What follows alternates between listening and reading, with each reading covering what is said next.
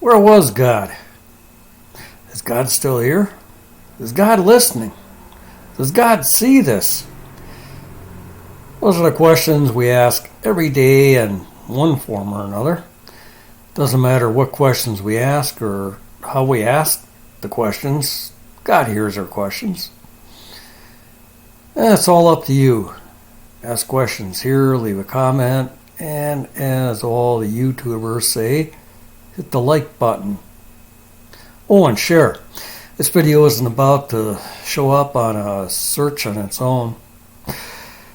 I'm sure the majority of people know we should be asking God questions, and a few of us know how to listen to God. We know 90% of prayer is, what is it? It's listening. 90% of prayer is listening. One of the most important questions is, where was God during that 2020 election? Why would God allow a man like Donald Trump to be replaced by someone like Joe Biden? On this channel, we're going to look at some of the most important events, like the election, to find out what lessons God wanted us to see and understand. What does God think about the globalists and their claims to control weather? We'll take a closer look at globalist in another video. For now, we're going to take a step back in time. Most Christians know there are parallels between the Exodus and the end of the world. Are we in the last days? I'm not going to guess at our exact position on God's timeline, but feel free to leave a comment on that. I know everybody has an opinion. When God took the Israelites out of Egypt, God was looking for people who weren't fooled by Pharaoh, his priest, and that long list of fake gods they claimed controlled things like the weather, and, as strange as it might seem, fertility and other sexual related subjects. Did you notice how the devil is recycling his old tricks with a few minor updates? Seems like he's stuck on weather and sex. For some people, it works. For most of us, we've heard it before, and we ain't going to fall for those tricks.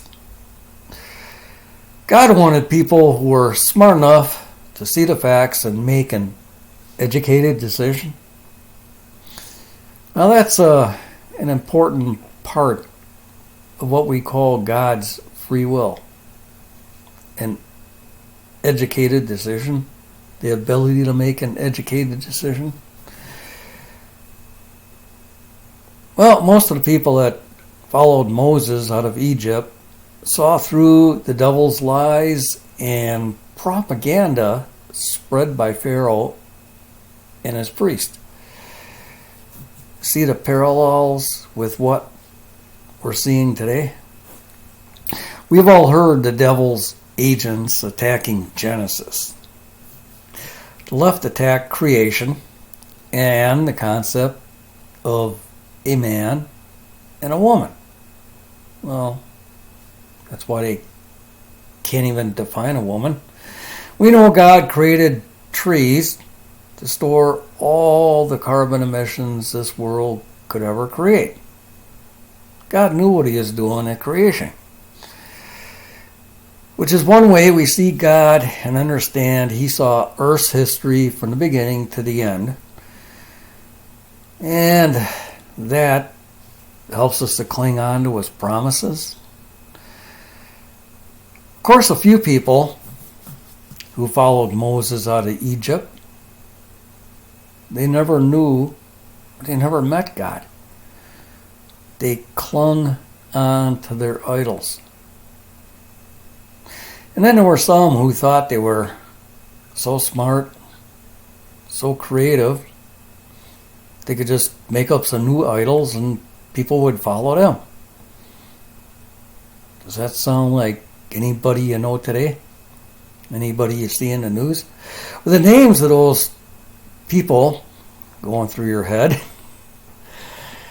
you can listen to God.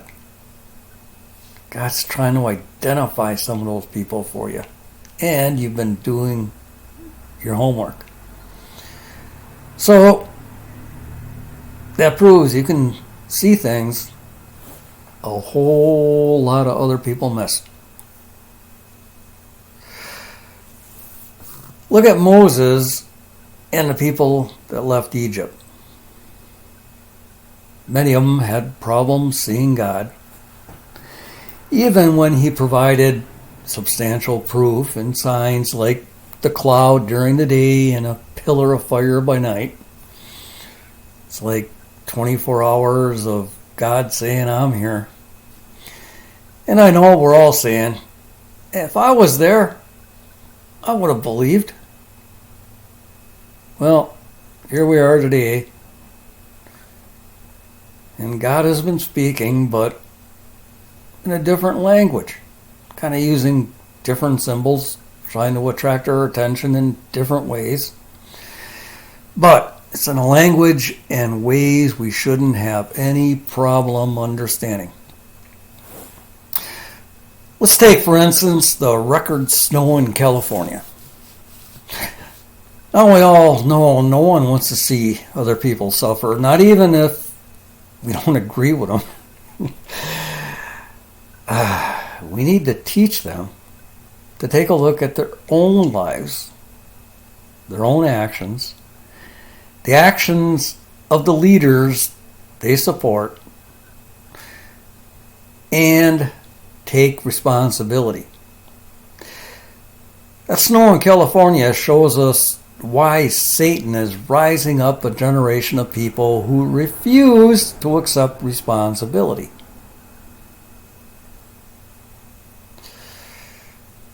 If they don't accept responsibility, they're never going to see or understand God or any of the lessons. California has taken the lead in the so-called New Green Deal. They claim the planet is warming up. They also claim with enough money they can control the weather. Kind of sounds like those priests and the Pharaoh back in Egypt. Hey, for a little bit more, we're going to make your crops grow. We're going to bring out the sun. We're going to bring the rain. We're going to do this. We're going to do that. California is the exact same way. Okay, so we got California that claims the weather is warming up, and they're getting all that information from the world's greatest scientists, like who's that 15-year-old that makes all that noise. So what would we expect God to do? How would God respond to that? Well, what do you think? Would record cold and record snow get the message across? Is God still telling us He's in control and California or Washington, D.C. or the globalists can't do anything about it? Let's take a little deeper look at California, where they've been passing one law after another against God, against God's creation, and against His morals.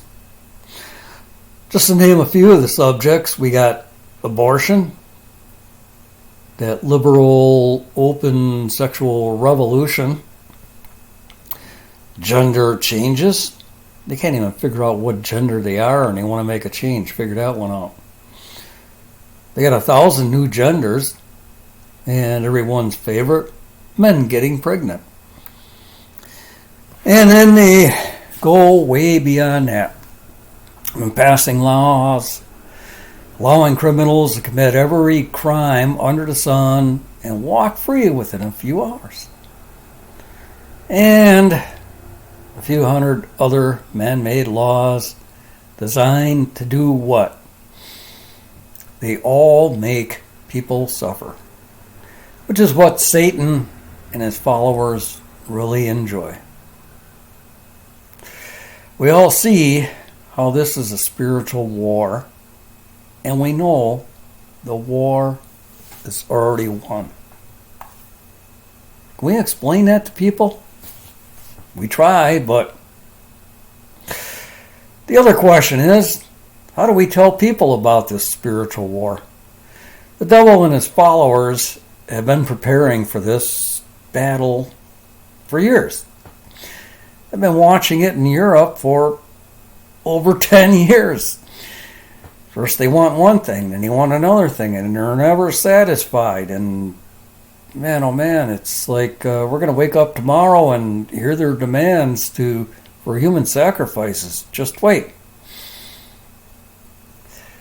Well, on one hand, we want to get this word out about God and about Jesus' return and how they're messing around and ruining their chances at eternal life with a lot more than they're asking for down here.